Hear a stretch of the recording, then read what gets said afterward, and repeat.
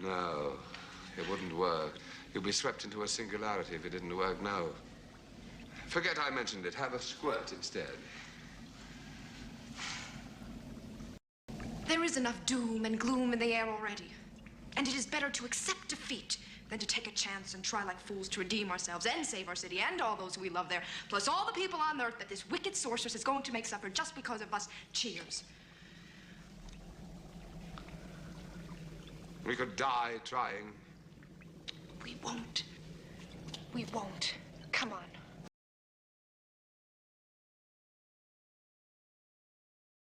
All right. There we go.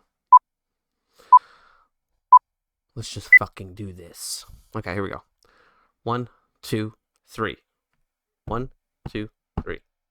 What's up, guys? Welcome back to Moon City. I'm Chris. Welcome back to the channel. We're back. Here we go. We haven't done one of these in a while. We're going to do a Trailer Wars, right? So, if you're new to the channel, if you're new to Trailer Wars is simply we just watch the new trailer, do a trailer review on it, but we pair it up with a trailer from the past from its franchise. So we did a trailer war on the Predator movie, and we looked back at Predator 2, right? So in this case, Supergirl trailer just dropped a couple days ago or a day ago, and we're going to watch it, and we're going to watch it with the Supergirl trailer from 1984, and we're just going to compare the two, see which one just gets us more excited for the movie. I tell you what, guys, the reason why we haven't done one of these in a while, but as soon as I saw the trailer for the Supergirl movie, I had some thoughts, and I had to try to express them in a way that was fun and entertaining, and also not just be a guy just yelling at the movie and being the angry guy. Because, yeah, I'll just say right off the bat, I think the trailer's crap, and I think the movie is already in trouble, but we'll see. We'll dive into it, and we'll get into it real time. So first off, we're gonna get into Supergirl, the 1984. So we'll get into a little bit background. Supergirl, 1984, gets released in the UK in 1984, July 19th, I believe. So July 19th, it gets a release in the UK, and then we don't get a release in the US till about maybe November. I think November 21st. What do we have here? Okay, so it gets released in November 21st of 1984 in the US, right around the Thanksgiving weekend. Right? So already not a good sign when a movie has such a spread out release like that. I actually think they wanted to maybe release it during the Christmas time of the year earlier, but I think they ran into some production issues and delayed it. And yeah, this movie has a plethora of its own behind the scenes problems and anecdotes, things like that. It's got a great cast: Peter O'Toole, Faye Dunaway, Mia Farrow, most famously played Supergirl, Helen Slater, right? Am I getting her first name right? Yeah, Helen Slater, Supergirl. So she's introduced as Supergirl in this film. Not an actress that has done anything before that. Let's just check out her IMDb. She did make a appearance as, I believe, Supergirl in, like, her likeness was used in the Flash movie as Supergirl, and I think she was in the Smallville television show as well. So let's check out. Yeah. Oh yeah. So, yeah. So she plays Laura L. So she's in the Smallville. How many episodes? 3 episodes. And any other Superman projects that she's in? Oh yeah, she was in Supergirl. Doesn't look like she played any, like, I don't really recognize the name of the character she played there, but she was in it for 13 episodes, so good for her. So yeah, that's Helen Slater as Supergirl. Like I said, yeah, Faye Dunaway as the big baddie. Selena, she plays like a wicked witch type character. She's like into the occult. Basically, I think the summary of the Supergirl storyline is Supergirl has to get sent to Earth to get like some sort of power source that could like help save the rest of Krypton, right? So I guess Krypton's not totally destroyed, and that's the case in the comics, or at least in her storyline, that, you know, Krypton is not totally destroyed or blowed up, and there's survivors on like an outskirts of a city, but the, you know, Krypton's threatened by the radioactivity from, you know, all this destruction, and so her parents got to ship her off and tell her to like go help out Superman as well on Earth. I think that's the gist of her storyline in the comics. I could be wrong. I'm not a big Supergirl comic book fan. I do know that the filmmakers of the new Supergirl movie are claiming to be fans of the Supergirl comic, at least in adapting the Supergirl Woman of Tomorrow comic, in which, in that film, I believe she's like paired up with you know, a young alien sidekick, and along with Crypto, and her sidekick's on a quest for like revenge, and so her and the sidekick, I forget her name, I believe it's what the character who we'll see in the trailer is going to be based off of, but we'll see if they stick to the name, if they're like how well they stick to adapting the comic itself. We'll see. I don't think Lobo is at all in the comics. I could be wrong on that as well. I could be wrong on a lot of these things. This is an impromptu trailer wars. Didn't do that crazy much of research, and if I did, the odds of me remembering it are very slim. So just bear with me on this one. Like I said, I just wanted to just get in front of camera and just talk to you guys and talk about the Supergirl trailer. So without further ado, let's just check out the Supergirl trailer from 1984. Get this going. Let's do it. Okay. Stormy am I? Let's lower that. Let's get that a little bit lower so we don't get in trouble with copyright. Okay, so right away, Supergirl, I believe when she's sent over in that like little pod there, right? So she's sent over in this pod here. Are we gonna play? There we go. So she's sent over in the pod, Superman-esque, like, right, from Krypton over into Earth. Fully dressed, fully adult, and then she pops out of the water, like in the suit and everything. And that's basically how she comes. So we have here Faye Dunaway. Like I said, she plays the big baddie. Then, so special effects, a little bit better than maybe some of the fantasy movies of the 1980s, early 1980s, right? So this is not an A movie. This was not like a tentpole movie that came out. The studio didn't really have that much faith in it. This comes out basically before Superman 3. And Superman 3 is not a big box office hit. And let's try to get it good. So Superman 3 is not a big box office hit. And so the faith in the Superman franchise is not there, along with a Supergirl movie. So Supergirl was actually supposed to pop up in Superman 3. That falls by the wayside. And then even this action beat is pretty funny. Look at this. Look at this guy. Whoa. Whoa. Oh, the door's locked. Ah. And then Supergirl's got to come to the rescue. So basically, yeah, look at that. Flying special effects in 1984. Whoa, the guy gets... Yes. So basically, Supergirl's not going to be in Superman 3. She does get her own movie though, and Superman's tied to it for a little while. He's like in original script drafts, I believe. But eventually Christopher Reeves declines on being in that, declines on being on the initial ideas for Superman 4, I believe.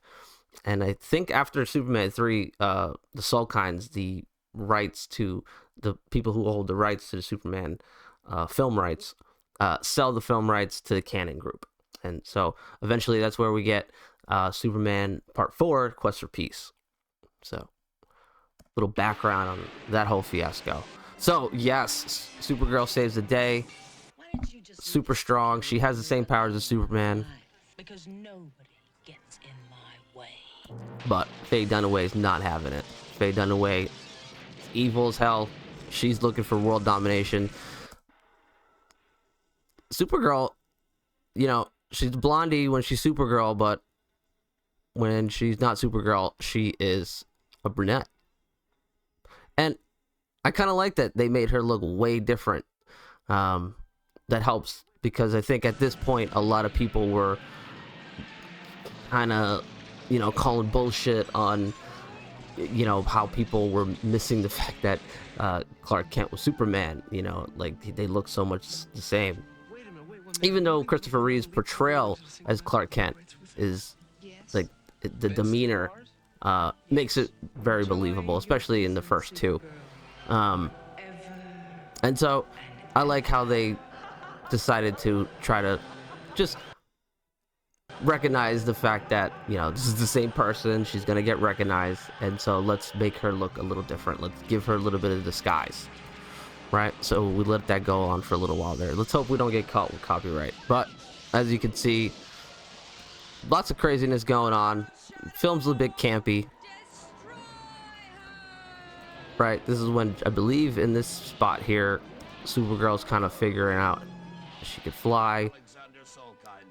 Some of the special effects in this film are a little bit improved on like some of the special effects that we see in the Superman film. So I think we get like the same special effects group to come and work on this movie, and so they take what they learned on the previous Superman films and apply it to this one. And there's some good flying scenes and some good stuff in some of these scenes.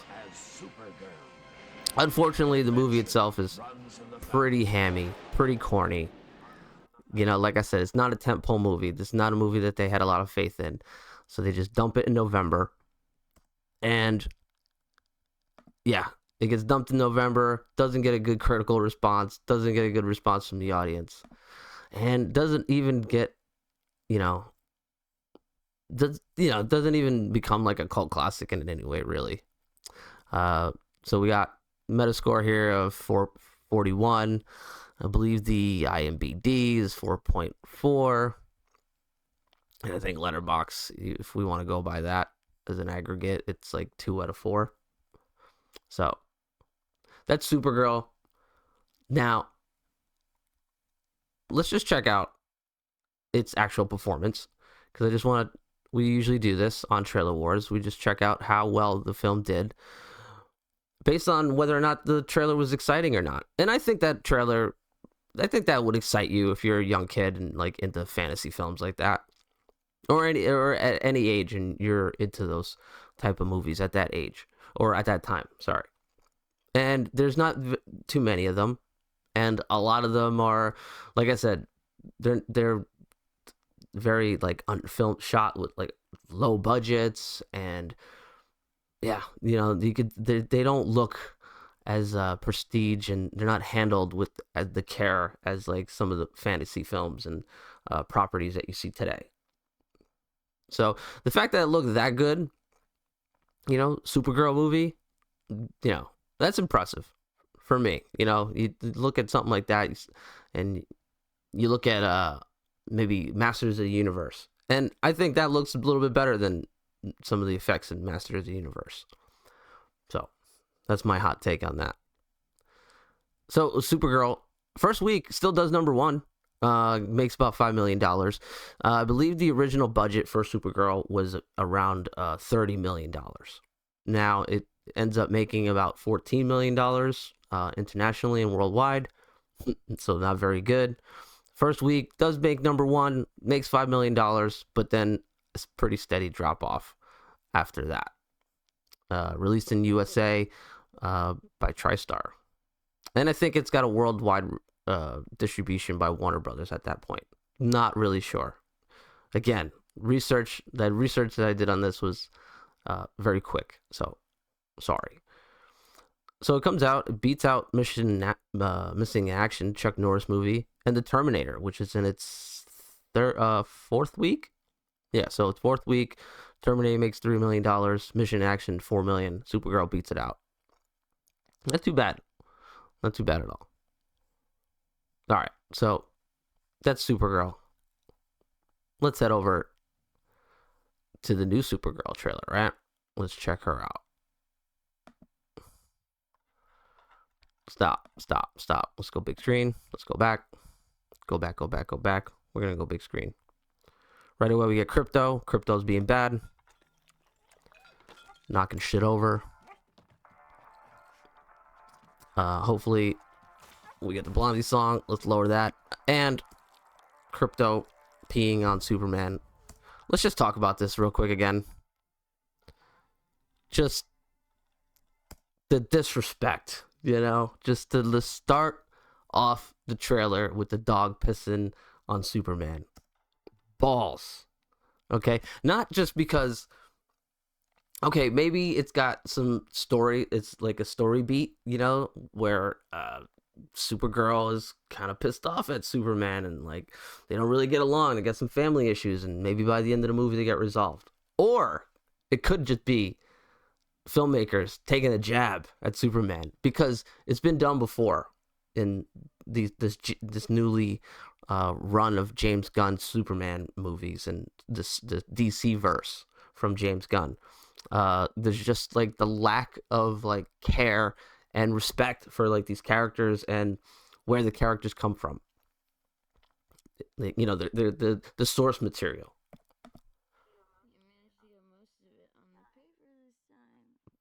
So we got her. She's being a drunk. Why is she got to be a drunk? I don't know, but that's what we're gonna go with. Supergirl, you know, role model.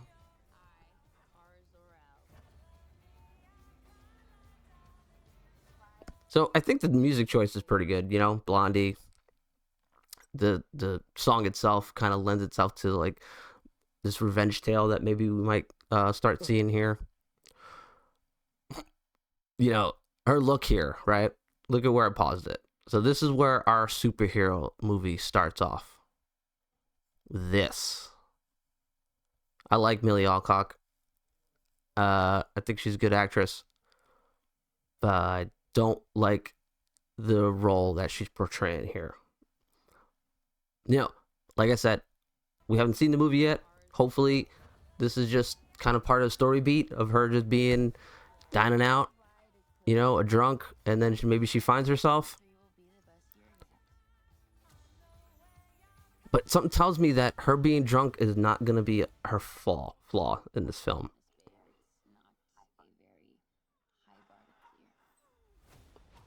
Craig Gilstone? What's that his name? Let me just get that right. Gilstone. Sorry, buddy. Craig Giuseppe, director of Lars and the Real Girl. I believe he's done a few Disney movies. Hold up. So director Craig Giuseppe, he's director of Lars and the Real Girl, a couple Disney movies. Fright Night, remake of Fright Night back in 2011 when horror movies like that of the 80s were remade. So he's done a remake before. He's done some Disney flicks before, like high budget movies. He's done I, Tonya and Cruella. So those are like his last couple films there. So we got Alcock whooping ass here. Special effects look good. Action scenes look okay. You know, I don't like the muddiness of how everything looks. Everything is just very brown and just muddy looking, which is just a look and a style that's getting a little old.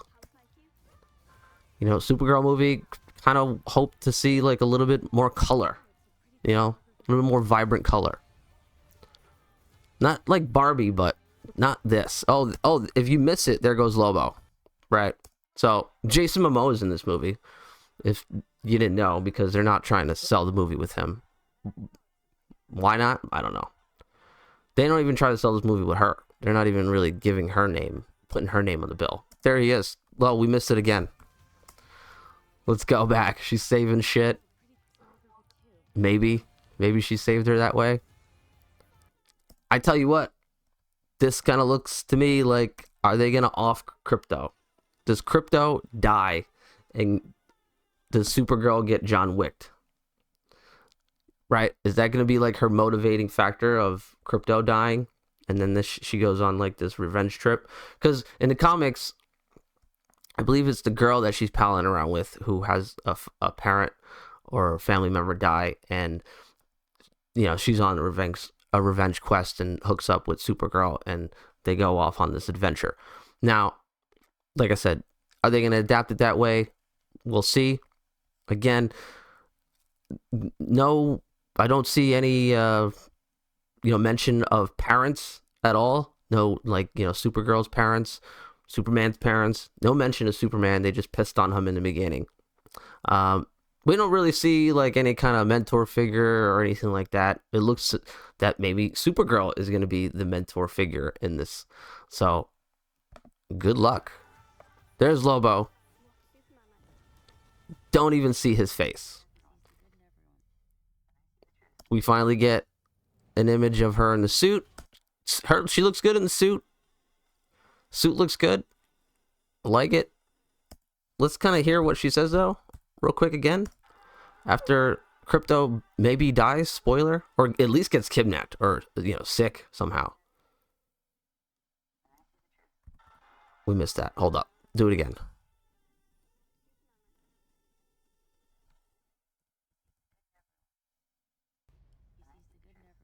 He sees the good in everyone, and I see the truth.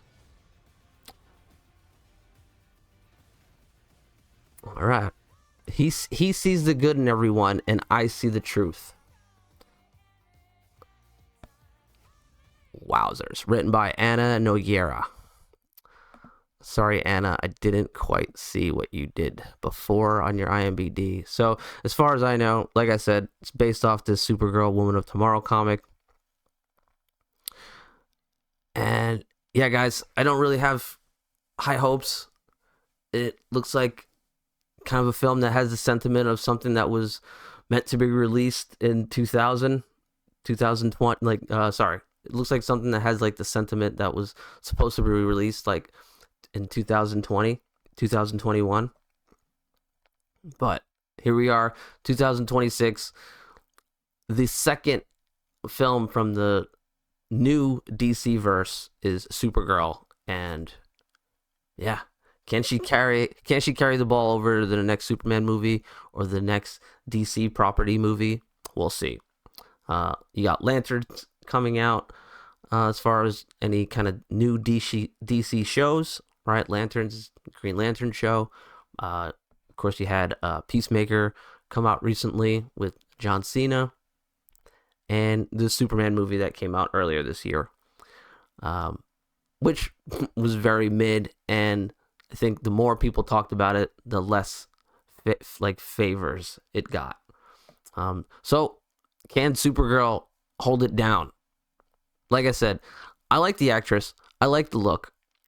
I even like maybe where the story could go. Do I like the trailer? No. I don't like it at all what the trailer does or says. It doesn't get me excited. Let's watch it again. Let's just watch it again in real time. Let's see.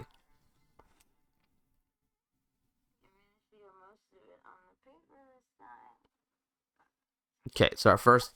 let's get rid of that. Our first view of our hero character... Oh my god. Let's just do that again. Let's do it again. Let's just do it again.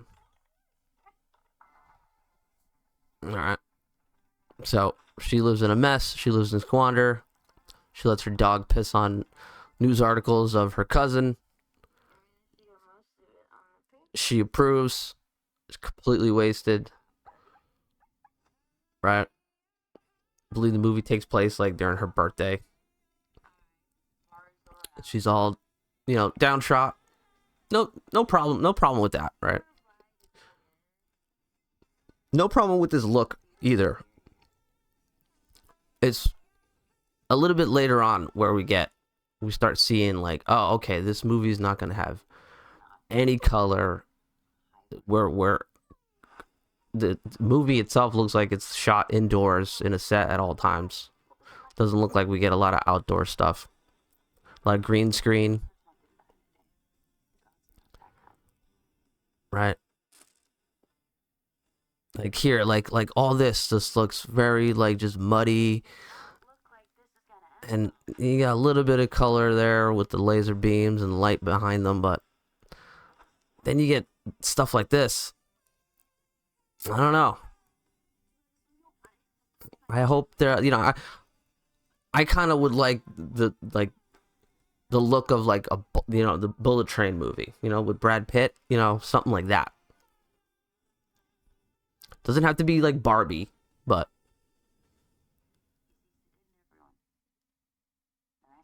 that line, man, just okay. Maybe she knows better. Symbol, hate the symbol. The new symbol that they put on her. Why can't they put the symbol that she has in the comics? So they don't. And so there you go, guys. Let's just throw on. Oh boy, fucking ads every time. Who is it? It's you, isn't it? No. Okay. The ads every time. All right. So yeah, that's Supergirl. That's my thoughts. That's Trailer Wars. Which one gets us more excited for the movie? I tell you what. If I was a fantasy movie fan in 1984, and Supergirl was coming out, I probably would wait for it to come out on HBO or Cinemax. Who knows? Maybe, it might be a good time to see in the movie theater. Personally, yeah, I mean, I think the movie, the reception it got is I think predictable, and I think was predictable by the filmmakers. They knew the movie was in trouble, and yeah, and it was. But it lives on, and thankfully we get to watch the trailer and see the movie. The movie itself, even before it got released in America, was getting edits and had trims made to it. I think the original release of it was at 124 minutes, and by the time it gets its American release, it's like at 109 minutes. So like 14 minutes get cut from the movie, and then down the line, as it gets like a home media release and like a TV and cable release, things get cut out and added. And so there's a lot of different versions of this film. There's a director's version that's at 138 minutes, so there's a lot of different versions of the film. Film was very just incomplete and just unpolished. But succeeds in a lot of different areas. I think the flying stuff for the time looks really good. I think the design of certain things look good, and I think are in keeping with at least the third Superman movie. It keeps the look of the Superman films. So that's cool. We'll see if the new Supergirl movie has any kind of like feeling or ties to the Superman movie that we just saw. Right, so Millie Alcock, the Supergirl character, she does pop up in Superman at the end. She picks up her dog and kind of tells Superman to go fuck himself. And then, that's our first introduction to her. And so our second introduction to her is this trailer that we see. And actually our first introduction to her was the poster that got released a couple days before the trailer dropped. And the poster, the thing that got a lot of people riled up was it had the tagline of truth, justice, whatever. All right. So yeah, you guys can read into that what you will, but it doesn't make me happy. It doesn't make me too excited, but I do feel a little bit excited to talk about this movie when it comes out. So I'm in it. I'm in for it. Let's see. Hopefully, maybe another trailer comes out and we can talk about it. Until then, you guys come back. All right. Thanks, guys. Be good. Peace out.